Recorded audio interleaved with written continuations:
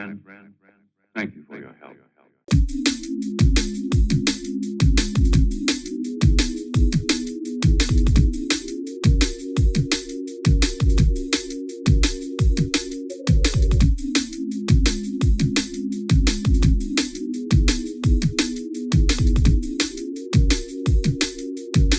Welcome to this week's episode. This one took a while. It was worth it. This week's podcast is going to be a deep one. This week is episode 6, social media and consciousness. As I said, this is going to be an interesting one, so you're in for a treat.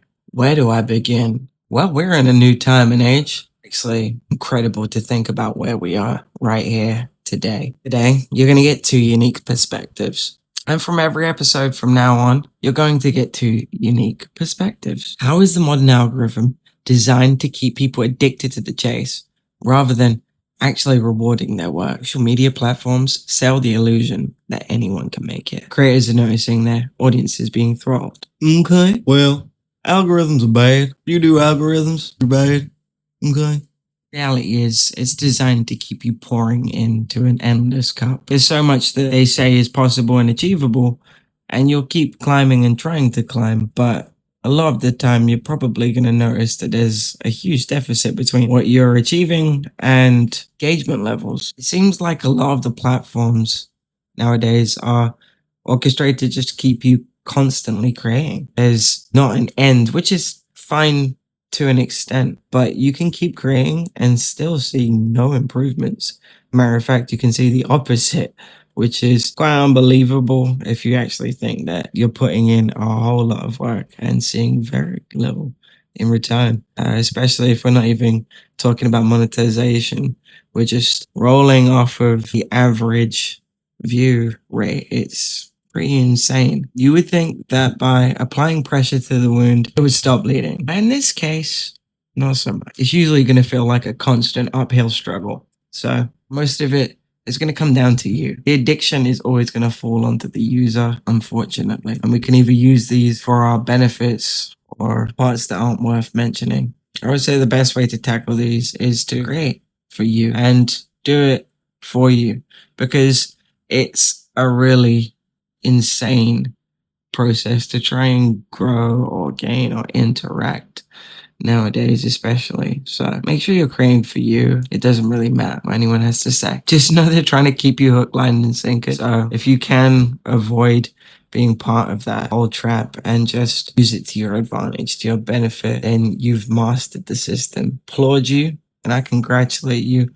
on your attempt to do that. And I really hope that you make it through that, because if you do, you're going to feel the benefits. But make sure that you don't fall too deep into the addiction, of course. It's designed to keep you enticed, to keep you wanting more, whether that be more views, more followers, more attention, whatever the case that may be. It's designed to keep you very much in the chase. Parts of a chase where it's absolutely okay to have a little give and take. For sure, that's the whole part of a chase. It wouldn't be a chase if it was that on pass, but this isn't one of those cases. Sometimes you have to put a lot more in than what you're going to get out, and just make sure that you don't put too much in without getting out something, at the very least, for you. I think that's pretty good advice, but don't be scared. Don't be scared. Oh snap, son. I recently tested the Matrix by purchasing 2 of the highest tier subscriptions, only to end up with fewer followers than what I started with. What does this mathematical proof reveal about the industry's true business model? Money means more money. Personally, I feel like there should be a lot more involved with the sort of things that they're asking for. Now, if you are already an established, well-sustained level, you're going to find yourself quite okay. I imagine the turnover is going to meet the requirements. I can't speak from that end, but I can speak from the lower end. And I can say that it didn't seem to make any difference. If anything, like I said, it became a loss in the end, which didn't increase any of my views or anything at all that was of any real relevance that would have made it feel like it was actually worth. It was just this sort of access to certain tools and resources that weren't really completely necessary as an extremely small account. So to me, it seemed like a business model that you could get hooked into an extreme expense and see real no benefit from it. So that wasn't something I'd recommend personally. I'd like to see something done about how they establish it, how it all works out. Otherwise, it just doesn't work out for lower tier people, which I imagine are the people that would probably like to grow the most out of everybody. Once you're already established, growth is fantastic, but you're already established and growth is probably become a natural part of your system now.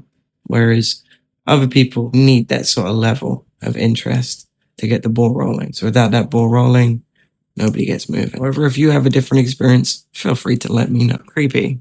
Calm down. Hide it. We live in a hyper-connected world. Yet true, 0-calorie support, like simply pressing a like button, even for a friend's hard work, is rarer than ever. Why is the Matrix condition people to be so antisocial and hesitant to applaud others' growth? Good question. I don't know if it's actually the Matrix, to be fair. That's a really good question. Is it the Matrix? The reality is, I like to say that it's down to the individuals. You empower yourself to show love or not.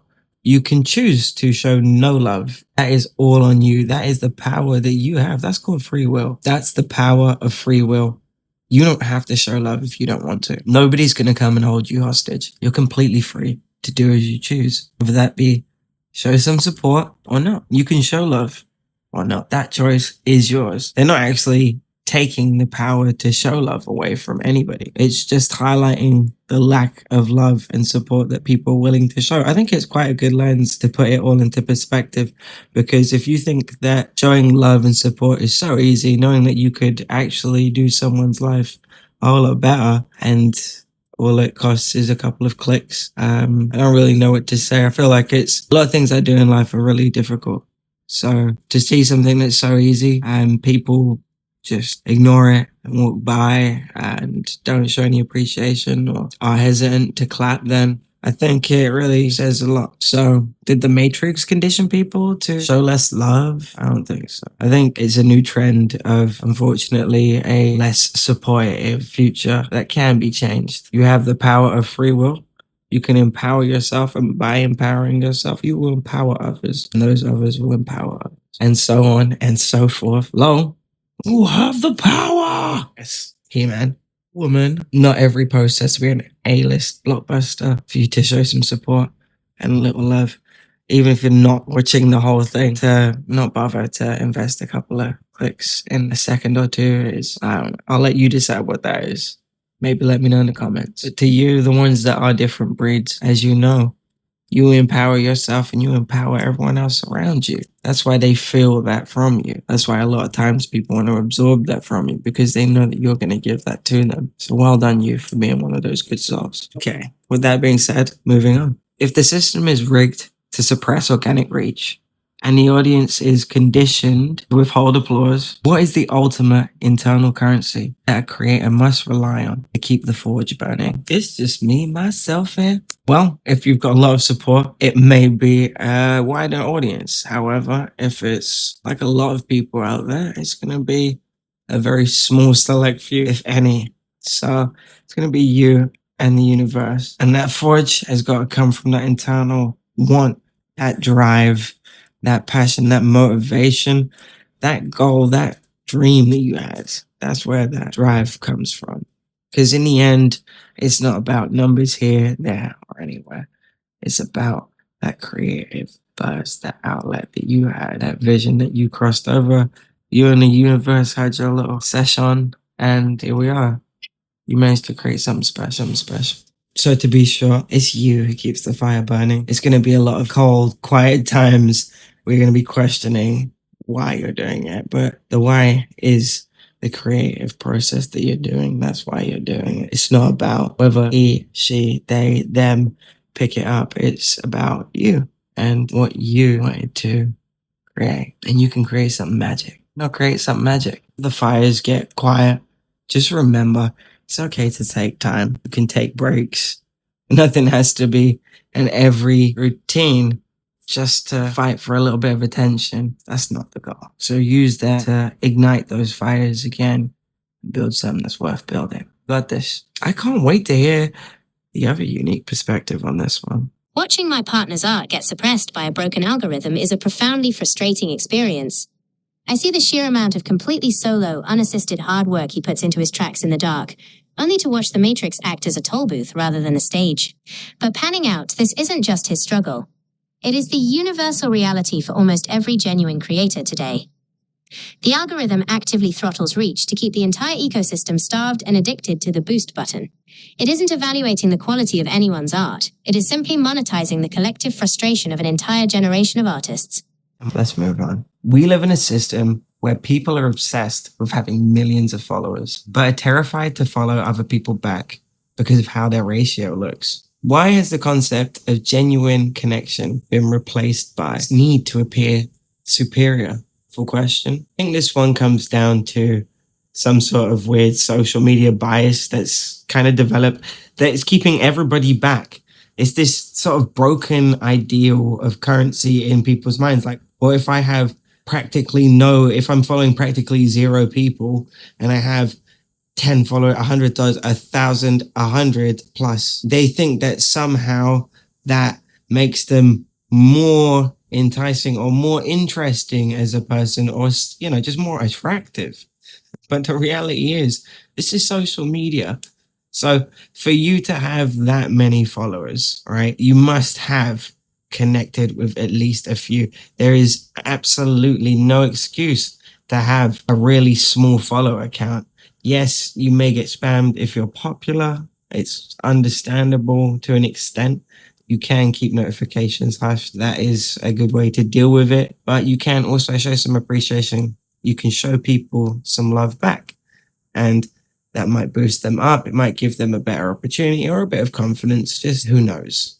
The reality is, though, it's a social media platform. It's not just come and look at me. It's let's share this journey together. And if we share this journey together, then everybody wins. The reason that a lot of people are struggling is because so many people are addicted to having this ridiculously low follow philosophy. And it just doesn't work because then people have to go and boost or do this, or it just resort to all sorts of madness. And the reality is, if you see something that resonates with you, not only should you throw a like and a thumbs up, maybe a repost, just for the heck of it, maybe you should consider following them too.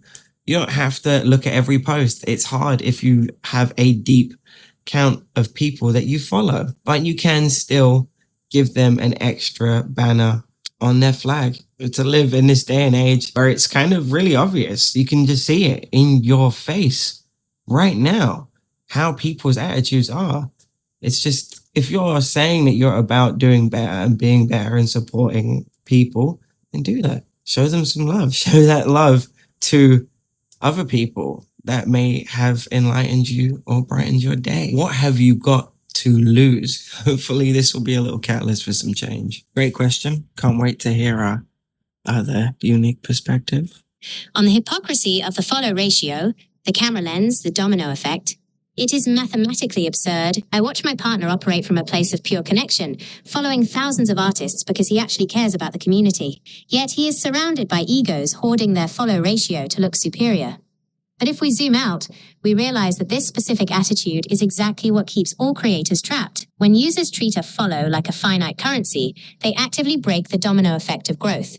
If the norm was to actually be social, if people simply followed the creators who enlightened or entertained them, the numbers for everyone would instantly rise. The obsession with keeping a low following count isn't a flex. It is the exact behavior keeping the entire network stagnant. On the zero-calorie like, the camera lens normalizing love. It takes zero physical or processing power to press like and support someone's hard work. Watching people withhold that simple gesture from my partner is frustrating because it shows how deeply conditioned the Matrix is to view success as a threat. But look at the wider picture. People complain constantly about not getting enough engagement on their own work, yet they refuse to give it out. It is a completely avoidable drought. If creators want to see more love on their own art, they have to make showing love a normality. Avoiding a zero-calorie gesture doesn't make you powerful. It just guarantees that everyone, including you, ends up in a worse position. If the current systems are designed to keep us isolated, competitive, and constantly seeking algorithm validation, what is the first real step a creator must take to break out of the cage and build something that actually matters? Well, we could keep this one short or we could make it an extended version. The The first real step is just stay true to you. And if you've gone off course, and come back, Luke. It's easy to get lost from time to time. So at the very least, creating for you is gotta be the first real step. Do not get me wrong. If you are creating for other people, make sure that you're creating it. That joy that you want to spread to those other people. That's what it's all about. It's about the creation process, that you validating yourself, you clapping for yourself, you rising to the occasion, and you showing the world the value that you're made of. And you're sitting on a gold mine. So keep creating, keep pushing forward, keep endearing, and just doing what you can. No one said it's going to be easy, but payoff is always going to be worth it. No matter what happens, you'll be keeping it real and building something that actually matters. So do you, and do you proud. Can't wait to hear our other unique perspective on this. When I look over my partner's shoulder at the horizon, the silver lining is clear. Authenticity will eventually outlast the algorithm. He refuses to play a fake character or run a gimmick, and while that makes the climb harder right now, it is his greatest strength. And that is the exact same hope I have for all the other genuine creators fighting this battle. Right now, the market is flooding with generated noise and fake metrics, but the matrix will eventually choke on its own lack of substance. People will starve for something real. When the audience finally looks up from their follow ratios, the creators who stayed true to themselves and refused to compromise their art will be the only ones still standing. It's another one down. Bite the dust. Oh, that's right. This episode just did. Oh, yeah. Thank you for jumping aboard the ghost train. And thanks for listening. Stay safe and stay spooky. Like, follow, share, subscribe. Why not? Until next time.